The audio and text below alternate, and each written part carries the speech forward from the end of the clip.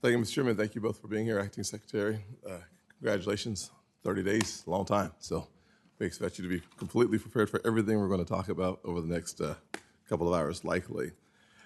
Thank you, Mr. Chairman, for holding this hearing. I've been asking for about a year to have both of you in front of us, so it's certainly something that I think is absolutely essential for us to be able to hear from our regulators as often as possible to achieve the goal of American home ownership, because American home ownership is not just home ownership. It is, in fact, in the eyes of so many Americans, the American dream. If we're going to close the wealth gap that we talk so much about, that is so persistent, one of the ways that you do that is by creating equity, and creating equity really comes from home ownership as much as it does any other place in our economy. So thank you both for being here. If you think about the value of home ownership, consistently, Americans owe somewhere around a little bit more than $12 trillion on their mortgages. Mortgage debt accounts for about 70+% of consumer debt in the United States of America. Not an insignificant amount of money. And yet, the last time we had this hearing was back during the Trump years when Chairman Crapo was the chairman of this committee. So I certainly hope that we have more opportunities to hear from both of you at the same time going forward. The American dream of home ownership is further out of reach today than it was just a few years ago. Despite all the subsidies, all the trillions of dollars we spent over the decades, little has changed. In 1970, home ownership rate in America was 64%. Today, it's 65%. Since the passage of the Fair Housing Act in 1968, the goal was to eliminate housing discrimination. The home ownership rate for African Americans hasn't changed much, 44% today. It just continues to have a very slow growth trajectory. Our housing regulators must testify more often so that we can find ways to deal with the challenges that housing presents to so many Americans. Since President Biden has taken office, mortgage rates have ballooned by 150%. Rents have gone up about 20%. Homelessness is up 12% in a single year, the highest number on record in the history of our country. Despite empty promises from the White House about helping working families, the simple fact is that housing costs under this administration has skyrocketed. I see that at home in South Carolina, and frankly, I see that across the nation as I travel. I see that in families worried about how to make ends meet and watching the dream of home ownership seem to slip further and further and further away. What has become apparent is that this administration's platitudes about affordability in housing has failed to line up with their policies. Reckless spending on progressive wish lists fueled runaway inflation. And now Americans are painfully aware that Bidenomics has not helped them, instead burdening them so much. The mountains of red tape and regulations this administration has put on housing providers are only making the matter so much worse.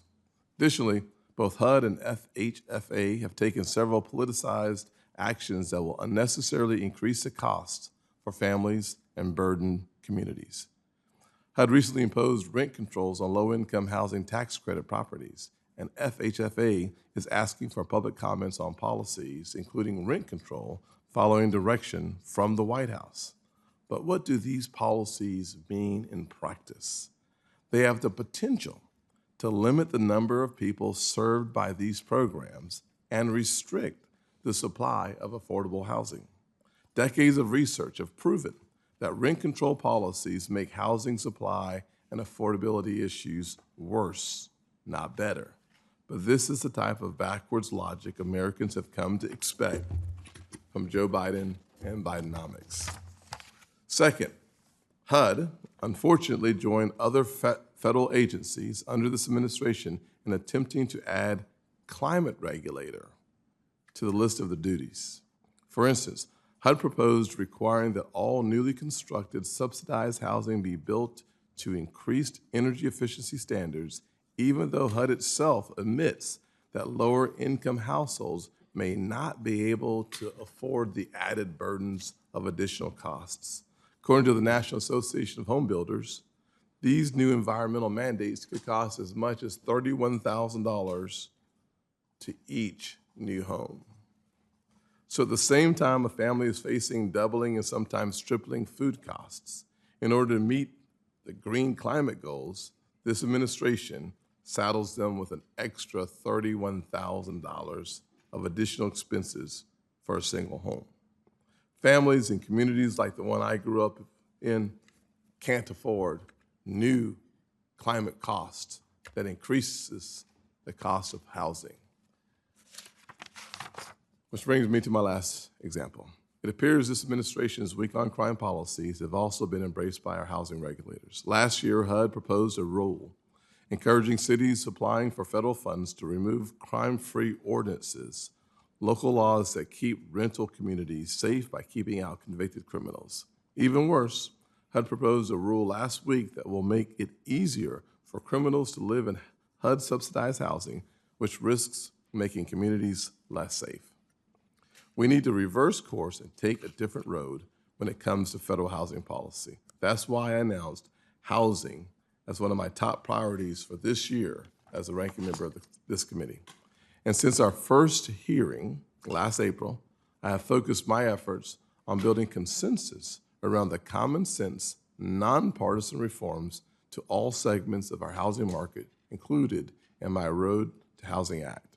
I continue to urge consideration of my Road to Housing Act, which takes a comprehensive view of federal housing policy and recenters support around families, helping those who are homeless or renting or prepared to buy a house. It is past time to consider my legislation, along with other common sense bipartisan proposals that would include real solutions to tackle housing challenges. I look forward to hearing from both of the witnesses today, and I look forward to having an eager conversation about some of the challenges that so many Americans face as it relates to building on their version of the American dream.